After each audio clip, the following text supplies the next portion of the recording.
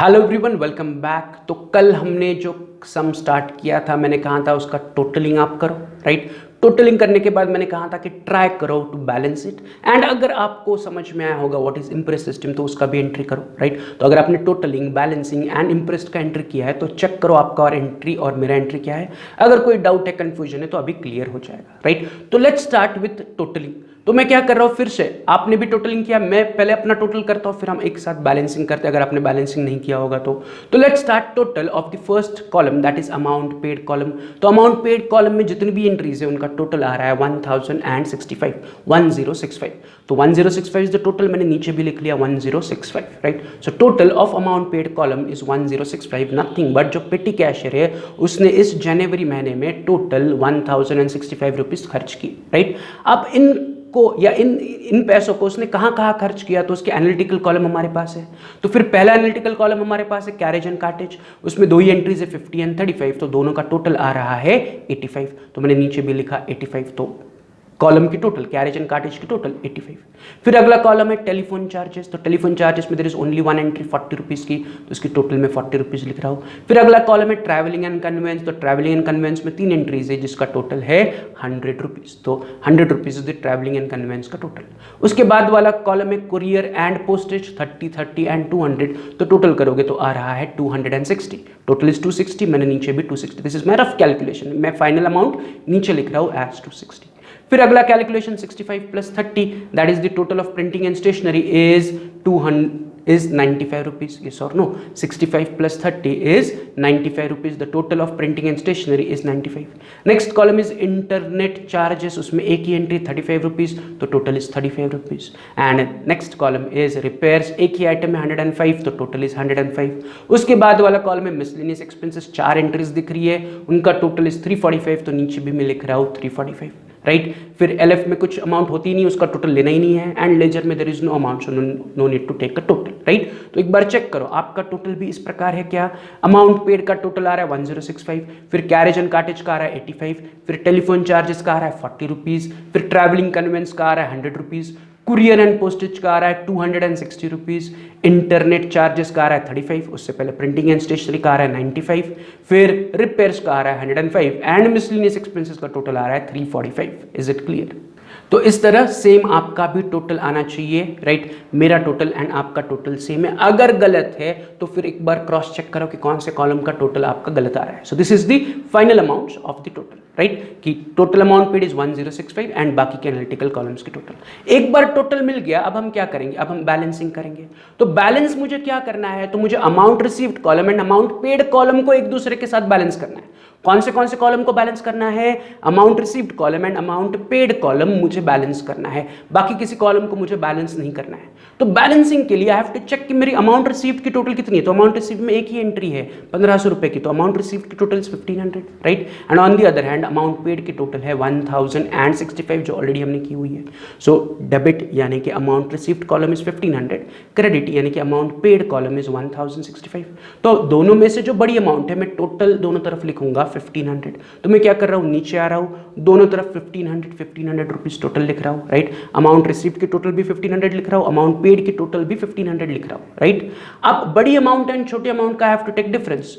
बड़ी amount is 1500 रुपया, amount received 1500 है, बड़ा था, एंड अमाउंट पेड की टोटल है 1065, तो मैं रफली कैलकुलेट कर रहा हूँ 1500 माइनस 1065 इज 435, 1500 माइनस 1065, 1500 कहाँ से आया, अमाउंट रिसीव्ड की टोटल, 1065 कहाँ से आया, अमाउंट पेड की टोटल। तो बड़ी अमाउंट 1500, छोटी अमाउंट 1065, डिफरेंस आ रहा है 435। इस डिफरेंस को मैं क्या करूंगा, पेमेंट की तरफ, अमाउंट पेड की तरफ लिखूंगा as balancing figure 435। This is my balancing figure. Debit बड़ा है, अमाउंट पेड बड़ा है, तो अमाउंट रिसीव्ड की तरफ 435 कम है, तो मैंने अमाउंट पेड की तरफ 435 एज ए बैलेंसिंग फिगर लिखा।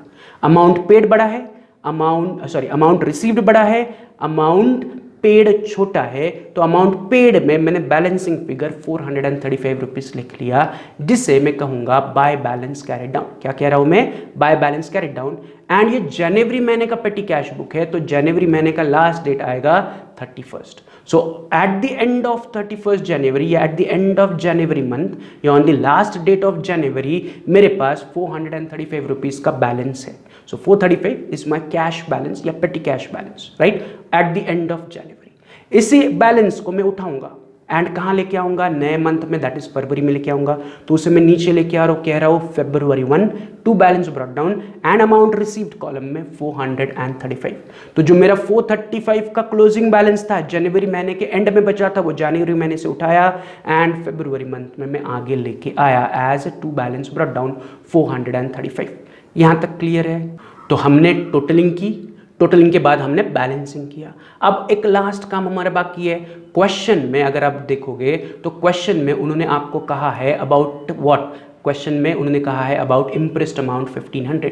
उन्होंने कहा है कि there is imprest amount of 1500। Imprest amount 1500 का मतलब है कि at beginning of each month, हर महीने के शुरुआत में आपकी जेब में 1500 रुपये होने चाहिए। अगर आपके पास 1500 से कम अमाउंट है तो हेड कैशियर आपको एक्स्ट्रा पैसा देगा ताकि आपका इम्प्रेस्ड 1500 रुपया हो। तो मैंने आपको कल एग्जाम्पल कहा था कि से आपकी इम्प्रेस्ड अमाउंट अगर 1500 है, आपकी जेब में केवल 200 रुपये है, तो 1500 रुपीज़ पूरे करने के लिए यू नीड 1300 मोर, तो हेड कैशियर से आप 1300 रुपीज़ लोगे, राइट। तो सेम वे यहाँ पर फरवरी नया मंथ स्टार्ट हुआ, फरवरी में हम आ गए।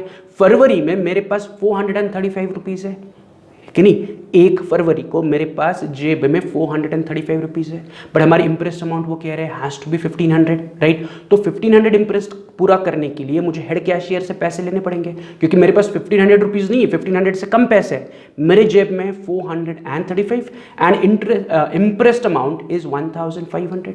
तो 1500 का इम्प्रेस्ड पूरा करने के लिए I need to take money from head cashier. कितना? तो amount to be received from head cashier is 1500 imprest की अमाउंट माइनस 435 जो मेरे जेब में है। सो मुझे 1065 रुपीज हेड कैशियर से मिलने चाहिए। कैसे आया 1065? कि द इम्प्रेस्ड अमाउंट इज 1500 जो आपको क्वेश्चन में दिया है, एंड अभी मेरे जेब में 1 फरवरी को मेरे जेब में है 435, राइट। इम्प्रेस्ड अमाउंट 1500 है, तो मेरे पास 1 फरवरी को 1500 रुपये होने चाहिए, बट मेरे पास है 435। तो 435 से 1500 रुपये तक पहुंचने के लिए हेड कैशियर से मुझे 1065 रुपीज़ कलेक्ट करने पड़ेंगे।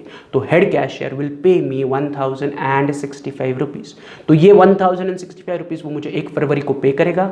मेरे पास 1065 रुपया कैश आएगा, तो ये कैश मिलने की एंट्री मुझे देनी पड़ेगी। तो 1065 मुझे मिल रहा है, तो मैं रिसिप्ट्स में लिख रहा हूँ to cash account, amount receive में 1065, डेट इज 1 तारीख। तो 1 तारीख नए मंथ की पहले तारीख को इम्प्रेस्ड आपको पूरा करना है, राइट। उन्होंने क्वेश्चन की शुरुआत में कहा है कि इम्प्रेस्ड अमाउंट इज 1500, इम्प्रेस्ड की अमाउंट है 1500 रुपये।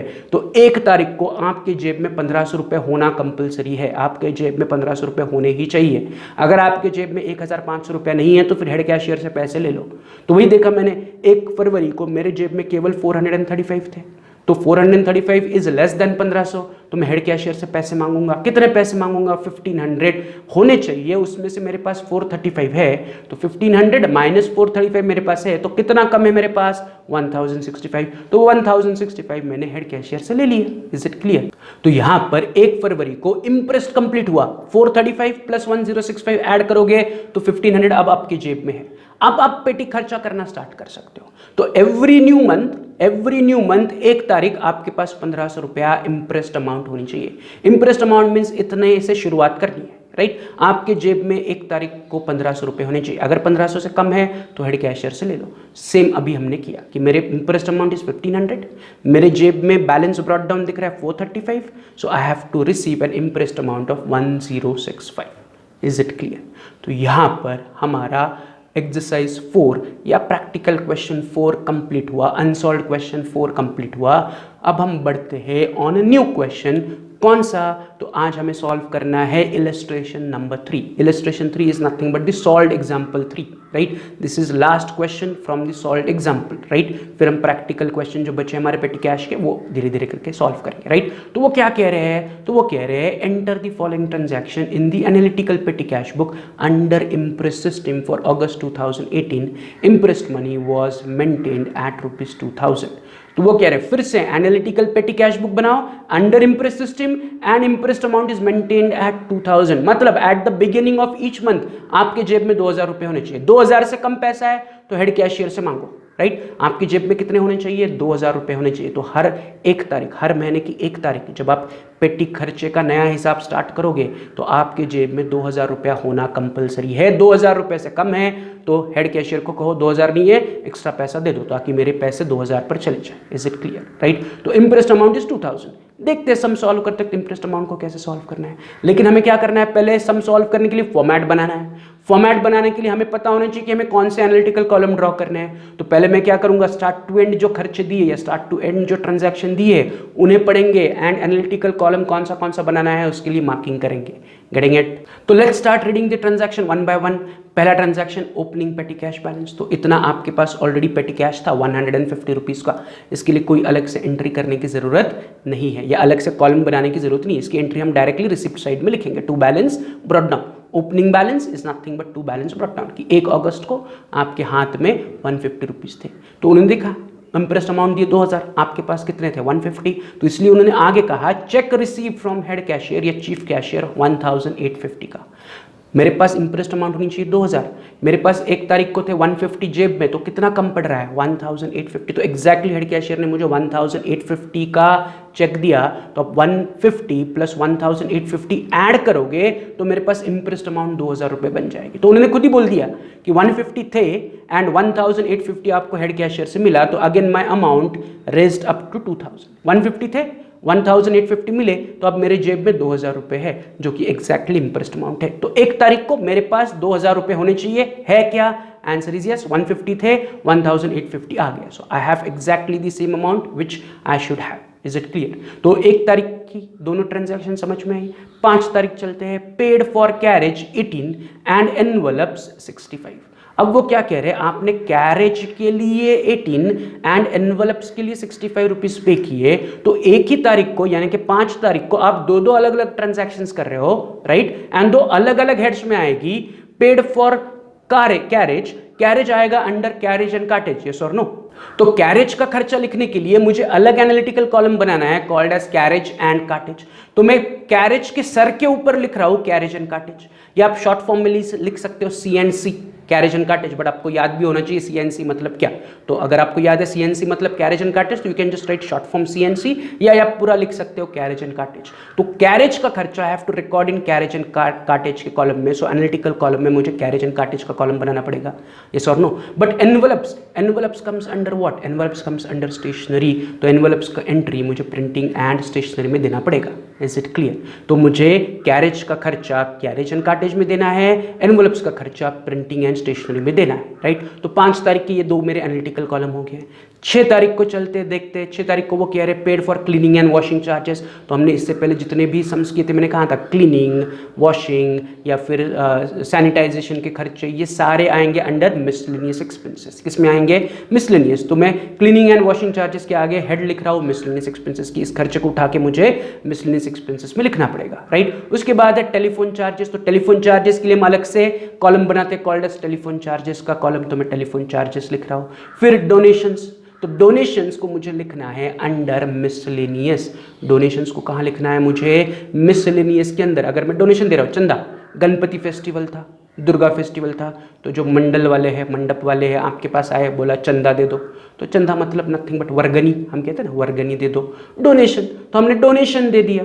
तो डोनेशन इस खर्चा मैं जेब से निकाला, डोनेशन दे दिया। गणपति मंडल था या दुर्गा पूजा वाले थे या कोई और था, तो मैंने उनको डोनेशन दे दिया। बट डोनेशन मैं अपने ऑफिस के लिए खर्च नहीं कर रहा हूँ, तो डोनेशन को मैं लिखूंगा under miscellaneous expenses. Miscellaneous expenses का हेड मैंने पहले ही मार्क करके लिखा है, तो फिर से डोनेशन के आगे मिसलेनियस एक्सपेंसेस लिखने की जरूरत नहीं है। जब हम सम सॉल्व करेंगे तो हमें पता है डोनेशन को उठाना है, मिसलेनियस एक्सपेंसेस के कॉलम में लिखना है। Is it clear? तो डोनेशन कहां पर जाएगा? मिसलेनियस एक्सपेंसेस में जाएगा, राइट। फिर उसके बाद है paid for subscription to newspaper, again उठाना है एंड मिसलेनियस में लिखना है। न्यूज़पेपर मिसलेनियस खर्चा, राइट। न्यूज़पेपर उठाना है, मिसलेनियस खर्चे में लिखना है। उसके बाद 19 को paid for post cards and revenue stamps. किसके लिए पे किया? Post card and revenue stamps के लिए, तो ये दो अलग अलग कैटेगरीज फिर से मुझे मिली। Getting it what I am saying? एक ही डेट पर दैट इज 19th तारीख को मैं पोस्ट कार्ड भी खरीद रहा हूं एंड रेवेन्यू स्टैम्प्स भी खरीद रहा हूं। अब ध्यान से सुनो, जो पोस्ट कार्ड है, पोस्ट कार्ड हम किस लिए यूज करते हैं? To send what? To send a message और टू सेंड अ लेटर और टू सेंड व्हाट? पोस्टेज। तो पोस्ट कार्ड को मुझे कुरियर ऑब्लिक पोस्टेज में इंक्लूड करना पड़ेगा। किसमें? Courier oblique postage. तो पोस्ट कार्ड के सर के ऊपर मैं लिख रहा हूं कुरियर ऑब्लिक पोस्टेज। बट जो रेवेन्यू स्टैम्प्स है, रेवेन्यू स्टैम्प्स का यूज कहां होता है? तो रेवेन्यू स्टैम्प्स का यूज होता है ऑन द रिसिप्ट्स। आप जो रिसिप्ट्स, वाउचर्स बनाते हो, कैश वाउचर बनाते हो, तो उन पर आपको रेवेन्यू स्टैम्प लगाना पड़ता है। रेवेन्यू स्टैम्प से आप लेटर नहीं भेज सकते हो, रेवेन्यू स्टैम्प से आप पोस्ट कार्ड नहीं भेज सकते हो। Revenue stamps are use on the receipts, invoices where financial transaction are taken place. तो जब आप कोई रिसिप्ट लेते हो, आप अगर कॉलेज की फीस पे करते हो तो कॉलेज की फीस की आपको रिसिप्ट मिलती है, उस रिसिप्ट पे नीचे रेवेन्यू स्टैम्प लगा हुआ होता है। तो revenue stamps are use on all revenue transaction, जहां पर एक ट्रांजैक्शन होती है, पैसे की लेन देन होती है, या अगर आप कैश वाउचर किसी को इशू कर रहे हो, उस कैश वाउचर पर आप सिग्नेचर सामने वाले की लोगे तो उस कैश वाउचर पर आप रेवेन्यू स्टैम्प लगाते हो। तो revenue stamps are not used for postage. तो रेवेन्यू स्टैम्प का खर्चा कहां लिखना है? रेवेन्यू स्टैम्प का खर्चा लिखना है अंडर मिसलेनियस। रेवेन्यू स्टैम्प का खर्चा कहां लिखना है? मिसलेनियस के अंदर लिखना है, क्योंकि revenue stamps are not used for sending a letter और पार्सल और कुरियर और फॉर पोस्टेज। Getting it? तो post card is used for postage, तो वो कुरियर पब्लिक पोस्टेज में आएगा। But revenue stamps are not used for postage, तो वो पोस्टेज में नहीं आएगा, वो मिसलेनियस एक्सपेंसेस में आएगा, because revenue stamps are used on the receipts और ऑन द इनवॉइसेस और ऑन द वाउचर्स, जहां पर फाइनेंशियल ट्रांजैक्शन होती है। वो लेटर भेजने के लिए, पोस्टेज भेजने के लिए, कुरियर भेजने के लिए, पार्सल भेजने के लिए यूज नहीं होता है। इसलिए रेवेन्यू स्टैम्प के लिए मैं कौन सी कैटेगरी अलॉट कर रहा हूं? Miscellaneous expenses. But miscellaneous expenses में ऑलरेडी एक बार लिख चुका हूं, बस याद रखो कि जब हम रेवेन्यू स्टैम्प्स का खर्चा लिखेंगे तो हम मिसलेनियस एक्सपेंसेस के अंडर लिखेंगे। Is it clear? अगला कैटेगरी ऑफ खर्चा, ये अगला खर्चा दिया उन्होंने पेड फॉर रिफ्रेशमेंट। तो रिफ्रेशमेंट हमने इससे पहले पढ़ा है कि refreshment is again refreshment for client, customers, staff. Refreshment is always miscellaneous, तो मुझे उसे उठा के मिसलेनियस में लिखना है। मिसलेनियस ऑलरेडी हमने मार्क किया हुआ है, तो फिर से मार्क करने की जरूरत नहीं। नेक्स्ट इज, क्या कह रहे हैं वो अगला खर्चा? Paid for auto charges. तो auto charges, bus charges, taxi charges, auto fare, taxi fare, bus fare, किराया किसके लिए है? For travelling. तो हम कहाँ पर उठा के लिखते हैं उसे? Under travelling and conveyance. तो ट्रैवलिंग एंड कन्वेंस हमने इससे पहले लिखा है क्या? नहीं, पहली बार आया है, तो मैं ऑटो चार्जेस के आगे लिख रहा हूँ ट्रैवलिंग एंड कन्वेंस। तो मुझे ऑटो चार्जेस लिखने के लिए ट्रैवलिंग एंड कन्वेंस का कॉलम बनाना है, राइट। अगला पेड वेजेस, राइट। तो वेजेस पहली बार आया हमें, राइट। वेजेस यानी कि मजदूरी, जो लेबर होते हैं, राइट, जो ऑफिस में आया, साफ सफाई करके गया, या ऑफिस का प्रीमाइस से बाहर गार्डन है, गार्डनिंग करके चला गया, तो हम उसे वेजेस दे रहे। तो wages are paid to the labour. तो वेजेस जब भी क्वेश्चन में आएगा उसका अलग से आपको एनालिटिकल कॉलम बनाना है। तो वेजेस के लिए मैं अलग से कॉलम बनाऊंगा कॉल्ड वेजेस, यस और नो। तो वेजेस उठा के मुझे कहाँ लिखना है? वेजेस के कॉलम में। तो वेजेस के आगे, पेड वेजेस के आगे मैं एक नया मार्किंग कर रहा हूँ called wages. Is it clear? तो पेड वेजेस के लिए मैं कौन सा हेड बना रहा हूँ? वेजेस नाम का हेड बना रहा हूँ, राइट। वेजेस के बाद अगला है paid for repairs on machinery, या मशीनरी के रिपेयर्स के लिए मैंने पैसे पे किए। तो जैसे हमने लास्ट क्वेश्चन में डिस्कस किया था कि रिपेयर्स, जब भी आप रिपेयर करोगे मशीनरी, इक्विपमेंट, कंप्यूटर, जो कुछ भी आपके ऑफिस के वस्तु है या आपके बिजनेस की वस्तु है, अगर आप उनको रिपेयर करोगे तो रिपेयर्स के लिए आपको अलग से हेड बनाना है कॉल्ड रिपेयर्स। तो मैं पेड फॉर रिपेयर्स के आगे रिपेयर्स का हेड बना रहा हूं, राइट। पेड टू रिपेयर्स या पेड फॉर रिपेयर्स, तो मैं अलग से हेड बना रहा हूं कॉल्ड रिपेयर्स। तो मुझे पेड फॉर रिपेयर्स को उठा के रिपेयर्स के कॉलम में लिखना है। Is it clear? Paid to repairs के बाद 30 तारीख last transaction paid to mister Krishna, Krishna को पे किया। तो ये भी हमने डिस्कस किया हुआ है कि अगर आप कृष्णा को पे कर रहे हो तो Krishna became personal account, Krishna became personal account. तो कृष्णा की एंट्री मुझे देनी है इन लेजर। कृष्णा की एंट्री मुझे कहाँ देनी है? इन लेजर। तो कृष्णा के आगे मैं लिख रहा हूँ लेजर।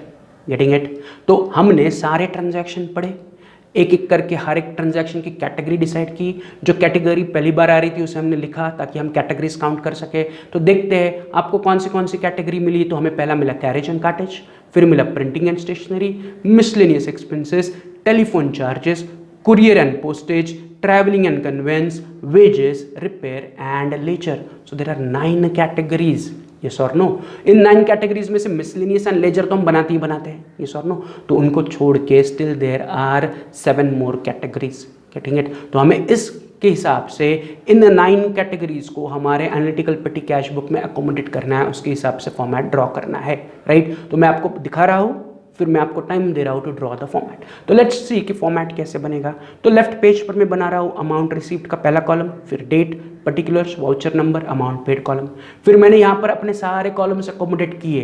तो पहला कॉलम में अकोमोडेट कर रहा हूँ कैरेज एंड कार्टेज का, फिर printing and stationery, telephone charges, courier oblique postage, travelling oblique conveyance, wages, repairs, miscellaneous expenses, LF and ledger. जो लास्ट के 3 कॉलम है उनकी जगह हमेशा फिक्स रहेगी, गेटिंग इट? तो वो तो बनाना ही बनाना है, मिसलेनियस, एलएफ एंड लेजर। उससे पहले के कॉलम जो नए थे हमारे पास वो बनाए। जो कैटेगरी हमारे पास नहीं उसका कॉलम नहीं बनेगा, जो कैटेगरी है हमारे पास उसी के कॉलम्स बनाए, राइट? तो अभी मैं क्या कर रहा हूँ, मैं आपको एक टास्क दे रहा हूँ। वो टास्क या होमवर्क इस प्रकार है कि आपको ये तो फॉर्मेट बनाना है पूरे पेज का, प्लस हमने ऑलरेडी सारे खर्चे डिस्कस किए थे, उन सब को आपको पोस्ट करना है। So this is your today's homework, getting what I am saying? कि आपको as a homework format complete करना है, प्लस 1 तारीख से लेके 31 अगस्त तक की जितनी भी ट्रांजैक्शन है उन्हें पोस्ट करना है। ओपनिंग बैलेंस लिखो, कैश रिसीव्ड मिलो लिखो, फिर उसके बाद जितने भी खर्चे बाय बाय बाय बाय करके लिखो, उनका एनालिटिकल कॉलम में एंट्री करो, टोटल करो, बैलेंस करो, नए मंथ में आओ। अभी हमने इम्प्रेस्ड का कंसेप्ट सीखा था, फिर से उसे अप्लाई करो। इन अगस्त के बाद अगला मंथ कौन सा होगा? सितंबर में उसे अप्लाई करो, getting what I am saying? तो ये बाकी का बचा हुआ सम फॉर्मेट मैंने बता दिया कैसे ड्रॉ करना है, कौन से कॉलम ड्रॉ करने हैं। तो उसमें posting, totalling, balancing and last नए महीने की इम्प्रेस्ड की एंट्री आपको करनी है as homework, do on your own. फिर कल आने के बाद डिस्कस करते हैं। आप जब तक खुद का दिमाग नहीं यूज करोगे तब तक डाउट्स नहीं आएंगे, तब तक मैं क्या कह रहा हूँ वो समझ में नहीं आएगा। सो solve on your own, right? आप ये स्पून फीडिंग नहीं होगा, ये आप पहले सॉल्व करो, फिर मैं आपको सॉल्व करके बताता हूँ, राइट? तो कल फिर आने के बाद हम इलस्ट्रेशन 3 को कंप्लीटली सॉल्व करेंगे स्टार्ट टू एंड, बट पहले आपको करना है, राइट? सॉल्व करके सामने रखो, फिर लेक्चर को प्ले करो, राइट? Getting it? चलो तो आज यही रुकते हैं। आपको होमवर्क समझ में आया है? श्योर? तो कल मिलते हैं, कल इसे कंप्लीट करते हैं। तब तक have a good day, see you, bye.